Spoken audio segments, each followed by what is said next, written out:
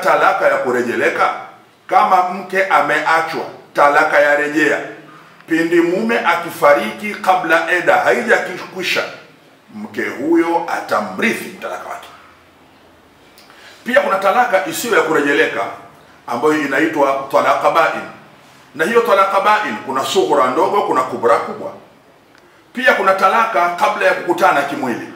Pia kuna talaka ya kujifua ambayo inaitwa khulai. Pia kuna ndoa inayovunjika yenyewe bila ya kutamkwa talaka pale mmoja kati ya wanandoa anapobadilisha dini. Katika Uislamu, mwanamume au mwanamke mmoja wapo akibadilisha dini, ndoa inakufa yenyewe, haihitaji talaka. Kwa uchambuzi huo, Mheshimiwa Waziri Kabudi ataungana nami kwamba ndoa na talaka katika Uislamu ni jambo kubwa sana na pana linalohitaji mahakimu maalum wenye utaalamu usiotiliwa shaka. Ndugu wanahabari, naomba nitumie fursa hii kumwomba Mheshimiwa Waziri Kabudi, kwa kuzingatia kwamba katika wakati huu ambao yeye ni waziri wa sheria na katiba, mwalimu wa sheria na mtaalamu katika somo la ndoa alilofundisha kwa takriban miaka 19, naamini ndio wakati mwafaka wa kuitafutia ufumbuzi migongano na migogoro inayotokana na sheria ya ndoa mwaka 71. Nirejea hapo.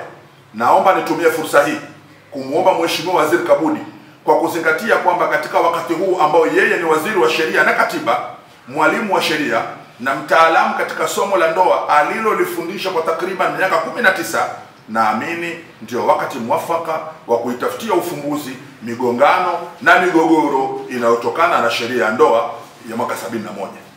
Wakati mwingine wowote kama hauwezi kuwa ni mwafaka, kwani mahakama ya kadhi kwa muda wote imekuwa ni kadhia inayotumiwa kama chambo cha kuvuna kura za Waislamu katika chaguzi zilizopita, na kama hitajio lake halichukuliwi kuwa ni kutatua kero na migogoro inayowasibu sehemu ya jamii ya Watanzania.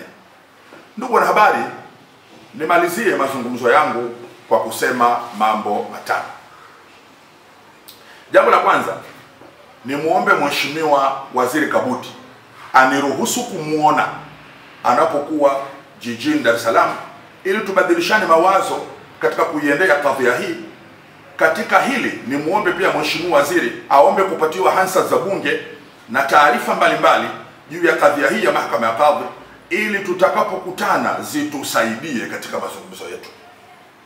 Jambo la pili, nimkumbushe Mheshimiwa Waziri Kabudi na Watanzania kwa ujumla kwamba ukimya, upole na ustahamilivu wa Waislamu wa Tanzania bara katika kunyimwa haki yao hii ya mahakama ya kadhi, ambayo wakipewa haina madhara yoyote kwa jamii nyingine ya Watanzania, sio endelevu bali ni wa msimu tu.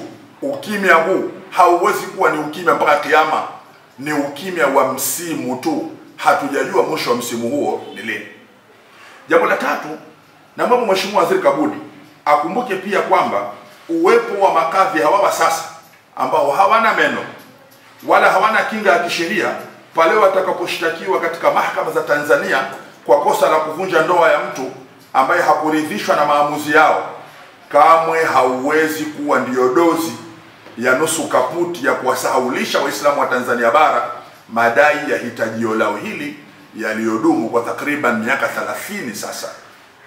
Jambo la nne, kupitia mkutano wangu huu nanyi ndugu wanahabari, nichukue nafasi hii kumkumbusha na kumuomba Mheshimiwa Spika wa Bunge la Jamhuri ya Muungano wa Tanzania ndugu Job Ndugai, nichukue fursa hii kumkumbusha na kumuomba Mheshimiwa Spika wa Bunge la Jamhuri ya Muungano wa Tanzania ndugu Job Ndugai, nimkumbushe azikumbuke mbinu chafu zilizotumiwa na baadhi ya wabunge katika kukwamisha rasimu ya marekebisho ya sheria ya ndoa mwaka 71 isiingie na kujadiliwa ndani ya bunge katika bunge lililopita ambalo yeye Mheshimiwa Ndugai alikuwa naibu spika.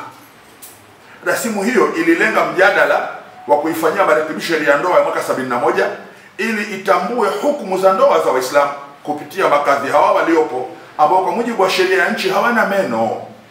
Nimkumbushe Mheshimiwa Spika Ndugai tena na tena kwamba waathirika wa sheria ya ndoa mwaka 71 hawajasahau na wala hawatasahau mbinu ile iliyotumika kuwanyima haki yao.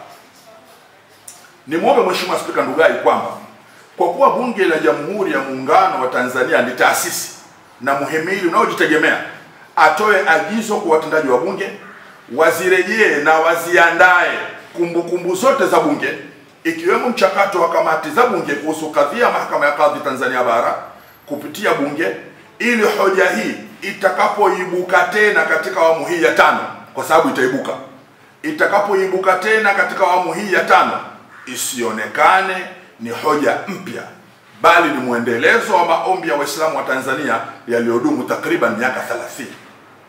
Jambo la 5, kupitia mkutano huu pia ni muombe Mheshimiwa Rais wa Jamhuri ya Muungano wa Tanzania Dr. John Pombe Magufuli amtake waziri wake wa Sheria na Katiba Mheshimiwa Profesa Palamagamba Kabudi amuandalie taarifa ya madai ya Mahakama ya Kadhi Tanzania Bara tangu mwanzo mpaka hapa tulipofikia.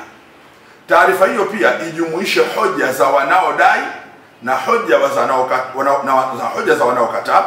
Taarifa hiyo pia ijumuishe hoja za wanaodai na hoja za wanaokataa uwepo wa Mahakama ya Kadhi Tanzania Bara na hitimisho lake, ili Mheshimiwa Rais Magufuli kupitia vyombo vyake alifahamu suala hili, ukweli wake, bila wasiwasi na shaka yoyote.